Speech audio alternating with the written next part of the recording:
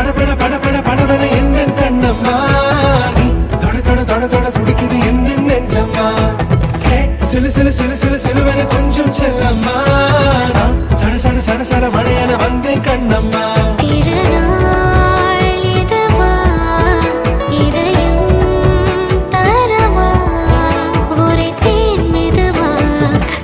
கொஞ்சி வரவா படபட படபட படபட எந்த கண்ணம்மா நீ தொட தொட தொட தொட துடிக்குது எந்த நெஞ்சம்மா சிலு சிலு சிலு சிலு சிலுவன கொஞ்சம் செல்லம்மா சட சட சட சட மழையன வந்தேன் கண்ணம்மா.